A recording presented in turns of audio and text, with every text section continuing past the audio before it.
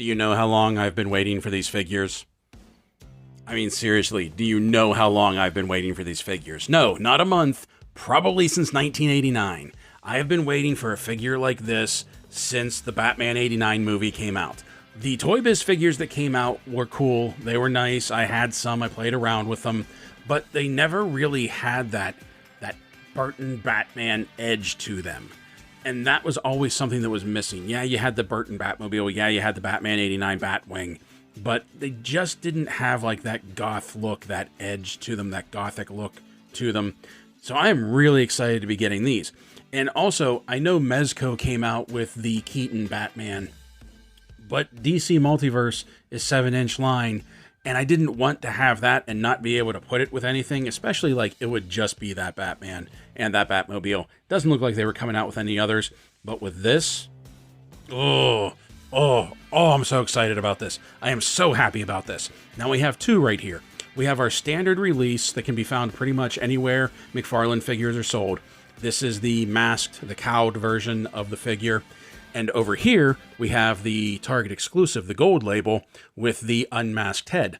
Now, I have never really been a fan of the way that McFarlane does this, that you have to buy a whole new figure to get an unmasked head, and I know I'm not the only one. So there are actually figures that I haven't bought because I didn't want to have to pay extra for an unmasked head.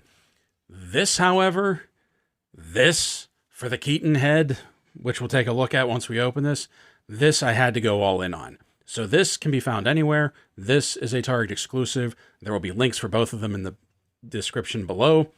So we already took a look at the Batwing, link right there. The Batmobile is on its way, and now we have the Dark Knight himself, and I am really hyped about this. For what we have here is our standard McFarlane fare as far as the packaging goes. We have the larger banner across the bottom so we can get the Flash logo on there. Large window up top so you can see in. You can see all the accessories. Turning them to the side, we have Batman Multiverse, the Flash. I'm guessing it says Multiverse because I think in this movie anyway, the Affleck Batman is supposed to be like the main timeline Batman, I'm guessing. Over here, more window. Up top, more window so the light can come down while it's sitting on the shelf. And on the back, we have two pretty good animated images of the Dark Knight in action. This is the unmasked. This is the masked version. These images are more than likely going to be what's on the cards. They're okay. They're not bad. They're not the best that we've seen so far. But I really want to get these open. So, without further ado, let's crack both of these open and let's take a look at McFarlane Toys DC Multiverse, the Flash movie, Batman and Unmasked Batman. Okay, here they are, masked and unmasked Batmans out of the box, and putting the tape measure to them, we can see that the masked version is approximately 7.5 inches to the top of his bat ears, and the unmasked version is roughly 7.25 inches to the top of his hair. Now, what we're going to be doing is, we are going to eventually look at both of them, but as far as like articulation, body detail, things like that go, we're going to be looking at this one mostly. We'll come back and we'll look at this one and we'll look at the unmasked face and we'll look at some of the minor differences between the costumes. But for the most part of this video, it's going to be all about this guy. They have the same everything as well, by the way, like all of the same accessories. So we'll be good. All right, first things first, cloth goods capes. Hopefully this is the start of something new for McFarlane. I understand why they did it with this figure because of the Batwing and the Batmobile, but I really hope this is the start of something over at McFarlane Toys, because to be completely honest, I think this is some great cloth goods right here for the price that we're paying, for them never having done it before, and especially compared to something like the Mattel Masterverse line. You can still see through it. It's still a little translucent, still a little bit of see-through, but it's very heavy. It's a very heavy, very soft material, and you can see that when it hangs, it kind of bunches. It kind of bunches there to make it look, oh, let me fold this over his shoulder in the correct way, to make it look like it's actually like a real cape and weight is holding it down. And see what I mean? How it's designed to sort of like bunch like that down the middle. Also, you have the option that you have enough material here that we can bring the cape forward so that we can sort of drape Batman in it, or we can take it back over his shoulders. I really like this material. I really like this fabric that they're using. You can see how it even has the pointy bat bits on the bottom of the cape. And it hangs and lays and flows very nicely, very naturally. Really like this. Okay, enough about the cape. Let's get back to the rest of the figure. That, first of all, this is not nearly as high gloss and shiny as I was expecting it to be. I'm sure on the camera it looks like this is all just like a shiny black material, and there are points of shininess to it, especially here like in the chest plate and in the cowl, but you also have some matte parts to the figure as well. So you have different shades of black in different textures, and the only reason I'm thinking of it is because we just did the review on it, and we just took a look at the Wicked Witch of the West, how she had different shades of black, different textures, different materials, or at least material looks, so that it wasn't just a stark uniform black figure. I feel like McFarlane kind of did the same thing with bats here, and I think it works really well. It took me a while to get used to it because I was expecting an all shiny black suit, but after I had it out of the box, after I played around with him for a while, sorry, the one thing, the black doesn't let it focus in very well, but I really got used to it, and I think it really, really works so that you don't have this monotone figure. Now let's take a look at the sculpt on it. We'll get to the head sculpt in a minute, but one thing that I wanted to point out, and everybody has said this is based off of Batman 89, and it is. That's very true. It's based off of Batman 89, and I'm about to be pedantic with what I'm going to say, but I really feel like this is more in line with the Batman Returns costume, because if you remember, Batman had like sculpted abs, sort of like a Greco-Roman wrestler statue or something, whereas this was much more just scalloped right in here, more plating, gave it a little bit more of an armored look without over bulking it. And I feel like that's what they did with this. And I think they did a really good job of interpreting this into plastic form. And then with the gauntlets right here, I really like the look of the gauntlets and the little bat spike things. The bat symbol, of course, stands out. Very yellow with a yellow oval black bat on it. And that is actually a raised bat. It's not just painted on there. That's actually like a raised piece of plastic, and then they painted around it. That's really cool there as well. We get down here to the utility belt, that if you wanted to make this a true Burton bat figure, like that's really one of the only things you would have to do is paint up this utility belt. But then, whereas the Burton costume, the 89 costume, had very smooth legs, this has some plating in the thighs, some reinforcement, and then we get down to the boots, where the boots are a little off color, and I don't know if that's something from the movie that's going to be explained, or if it's just the idea that they're boots and they've been kicked around and worn, but they have a little bit of weathering to them, have even like a little bit of a green tint to them, green touch to them. But once again, it's still a dark color, really does something to add to the look and the texture of the figure so that we're not just looking at something completely monotone. All right, so let's bring Brucey up front and let's take a look at, well, first of all, let's also take a look at these eyes. I really like the eyes. Come on, focus. You can see the eyes. They did a really good job with painting the pupils in there. Mine look like they're both looking straight. It might be hard to see, especially on camera, but you can see like those stark blues of like Keaton's eyes just peering through. Now, articulation. The head will do a complete 360 very easily. You get some really good head tilt side to side. These are very rubber, so they're not going to snap, they're not going to poke. He can look up very well. He can look down real well.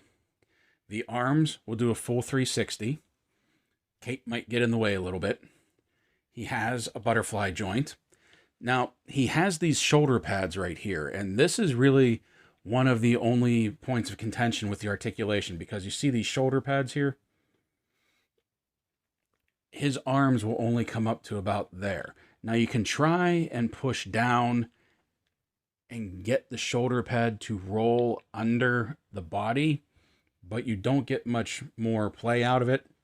And I feel like you're putting stress on this piece right here. So that's about it. Whoops. Hand just popped off. 1 minute, please.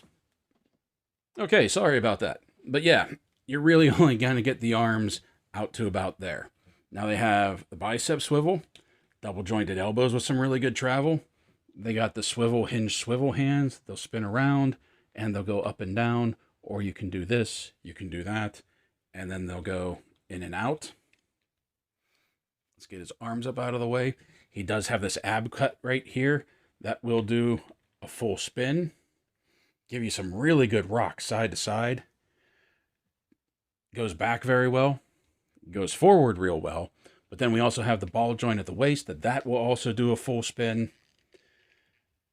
That will give you some more side to side rock. So with the two of them combined, you can really get some lean out of Bruce here.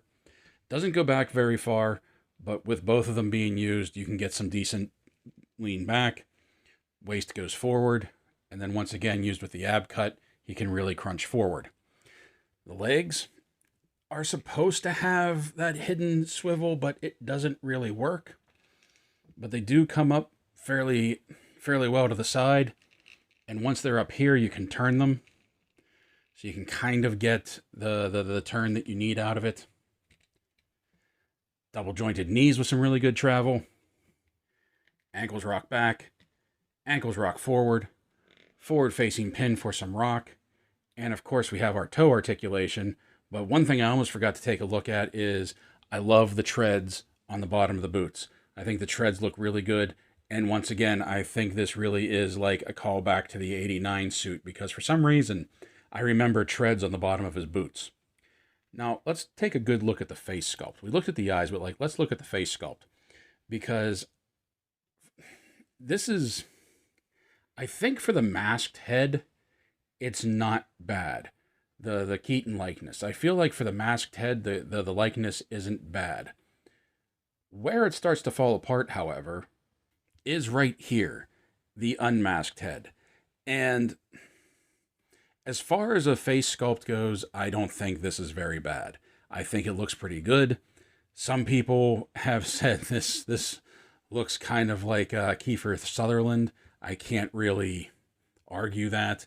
I feel like that maybe at like this angle or this angle, it's a decent likeness of Keaton, but full on or to the side doesn't really work.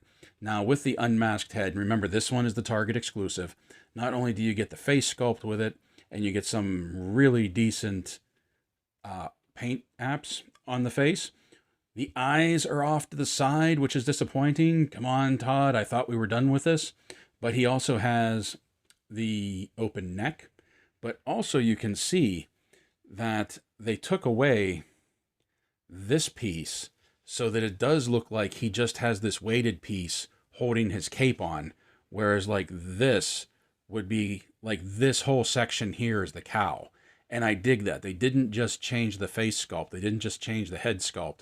This whole, it's designed to look like this whole piece just lifts off the suit. Out of the packaging, both Batmen come with gripping hands. This one is a bit of a trigger hand for his grapple gun, which we'll take a look at in a second. And in addition to those, both Batmen also come with a pair of clenched fists. Both figures have exactly the same accessories, so we're really only going to take a look at one set. And the first thing we're going to take a look at is the grapple gun right here. Looks so much like the grapple gun that he had in Batman and Batman Returns. And I love it. I love that they're using the same equipment, because in the movie, if you hadn't seen it in the Burton movies, you see how this is kind of off-centered and it's attached to the circle right here. This whole thing just flipped forward and like closed up so he could put it on his belt. I really dig this little thing. I really do. Another accessory that we have to take a look at is the Batarang.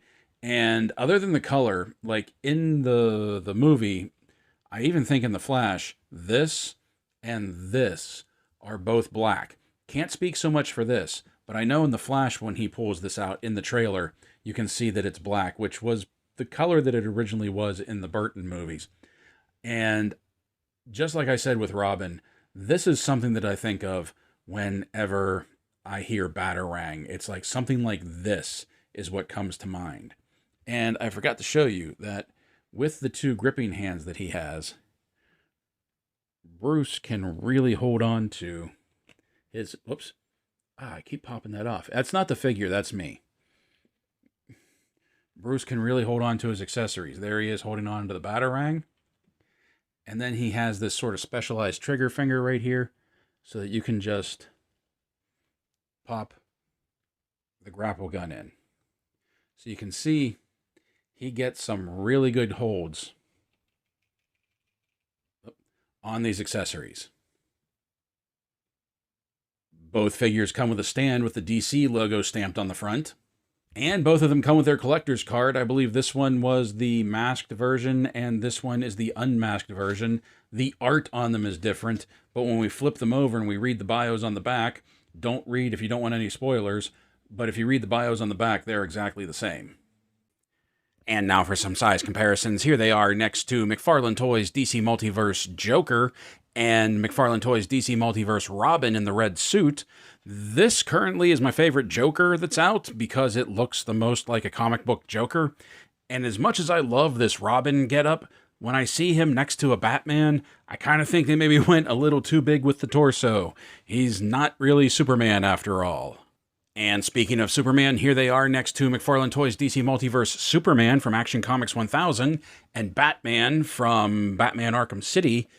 And we need a bigger Superman. Like, I really hope that the Hush Superman is going to be bigger, bring his eye level up a little more. He just is starting, the size creep in the figures is really starting to make Supes look tiny. I don't have much in the way of DC movie figures, but here they are next to McFarlane's Black Adam and Shazam. Here they are next to Hasbro G.I. Joe Classified Series, Cobra Trooper, and Snake Eyes.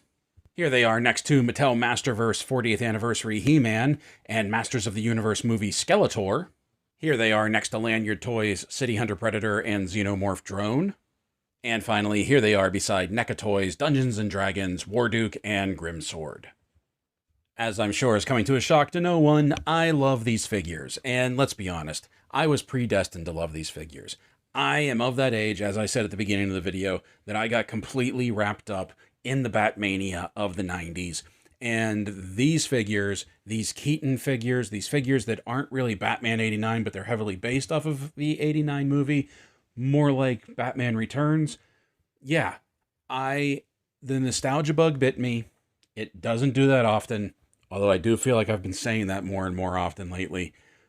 But this is definitely something that I've been waiting for. I've probably been waiting for it ever since McFarlane got the DC license, and I just didn't realize it until these figures came out, and then he brought out the Batmobile too. So yeah, it's like Batmania all over again for me on some levels, finally being able to get these figures. Now, that is not to say that I think they are the perfect interpretation of the figures, of the character, of this version of Batman. The armor, the shoulder pads, I really don't like that those really hinder the articulation, that he can't even bring his arms up to 90. I think that is a big miss, and I'm curious about what would happen if we pulled those shoulder pads off. I kind of want to, but I don't want to like screw up the figure, and part of me is thinking about doing it, and another part of me is thinking about just getting another figure and trying it that way. That if we take the shoulder pads off, how much does it really affect the look of the figure, especially considering he has that cape? And then maybe we can get the arms up higher. I don't like the side-eye on the unmasked Batman. I'm just going to say that. I hate side-eye. It's an annoyance. It's a pet peeve of mine. I thought we were past that. I thought McFarlane had given up on that. But every once in a while, right where I don't want it to be, it comes back. On the good side, though, I do like the look of these figures. I like the sculpt. I like how some spots are matte, some spots are glossy. It really gives the figure some depth, some character, And it desperately needed that, because if it would have been all just like a monotone black and shiny, would have looked pretty boring. Especially getting rid of the yellow belt and making the belt black, there would have been nothing to break it up. I like the cowed head on the main figure. I really do. As a matter of fact, if I didn't have a target or I couldn't find the Keaton unmasked head, I don't think I would be that upset, because the cowed head looks really good. I like the eyes. I like the jaw work on it. I think they did a really good job with that. And finally, we have cloth capes. How fantastic is that? Can't wait to get the Batmobile to see how he looks getting in and out of the Batmobile, how he looks in the Batmobile. I love the material. I love how it lays. I love how it just sort of like flows and it weighs itself down. It bunches in the back. I think it looks really good. So do I like them? Yes. Do I love them? Yes. Do I think they're perfect? No. Definitely room for improvement. I don't know what you would think of these. If you are not my age, if you were not part of what happened in '89, and if you're not a big fan of the Burton Batman movies, these could very well easily be an easy pass for you. If you're a movie figure collector, you would probably want to pick these up. We've had, what, 2 movie Batmen? So, well, no, 3, because there's Affleck from the Snyderverse, there's the Pattinson Batman, and now we have Keaton. So that's actually kind of cool that we're getting... Oh, and Bale, how could I forget? Yeah, there was the Dark Knight trilogy Batman. So yeah, we actually have all of the major modern Batman figures in character actor form. That just dawned on me. That's actually really cool. Now it kind of makes me want to go out and get the other ones that I don't have, just so that I have all of the movie Batmans. The Batmobile is coming, so we will definitely be doing a video on that. I also have another Batman. I have the Hush Batman that I haven't opened yet that we need to take a look at. So many Batmans. So until that happens, my friends, play well, stay safe, stay healthy, and as always, thank you for watching.